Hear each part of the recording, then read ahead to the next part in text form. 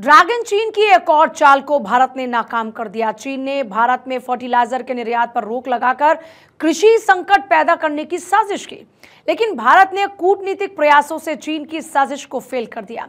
Operation सिंदूर के दौरान चीन ने अपने हथियारों से पाकिस्तान की मदद तो की ही थी, साथ ही अपने सप्लाई चेन का इस्तेमाल करके भारत के लिए संकट पैदा करने की बड़ी कोशिश भी की। चीन ने भारत को डीएपी खाद के प्रमुख घटक फॉस्फेट के निर्यात पर जून में रोक लगा दी थी। खरीफ सीजन की शुरुआत में डीएपी की कमी से फसल उत्पादन पर असर पड़ सकता था, क्योंकि इस खाद की बुआई के फौरन बाद जरूरत होती है। इसके जवाब में भारत ने तुरंत सऊदी अरब और मोरक्को का रुख किया और दोनों देशों से डीएपी की सप्लाई हासिल कर ली। बातचीत के बाद भारत और सऊदी के बीच एक समझौता हुआ, जिसके तहत भारत को 31 लाख मीट्रिक टन से ज्यादा डीएपी मिलेगा। इसी तरह मोरक्को के साथ भी 5 लाख मीट्रिक टन डीएपी की सप्लाई का समझौता किया गया।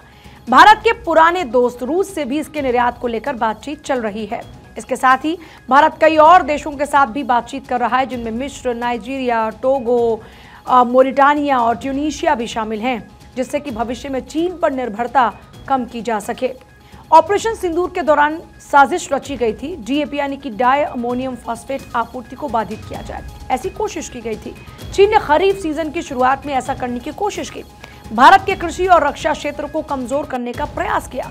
इस साल मई जून में चीन ने अचानक से उर्वरक के मामले में सख्ती बढ़ा दी थी। आपूर्तिकर्ताओं को अनौपचारिक रूप से बताया कि भारत जाने वाले सामानों को नहीं जाने दिया जाएगा। भारत ने चीन की साजिश को नाकाम कर दिया, खाद के लिए एक बड़ी कूटनीतिक कोशिश की और रबी सीजन के लिए डीएपी वितरण से पहले पर्याप्त स्टॉक को सुनिश्चित करना था। रबी सीजन आमतौर पर जुलाई के अंत में ही शुरू होता है। सऊदी अरब और मोरक्को भारत की मदद के लिए इसमें आगे आए। सऊदी अरब से भारत को 31 लाख मीट्रिक टन से ज्यादा डीएपी मिलेगा, मोरक्को से 5 लाख मीट्रिक टन डीएपी मिलेगा। 7 लाख मीट्रिक टन की कमी घरेलू स्टॉक से पूरी होगी और रूस से भी निर्यात बढ़ाने के लिए बातचीत चल रही है। रबी सीजन से पहले उसके पास पर्याप्त आपूर्ति होगी।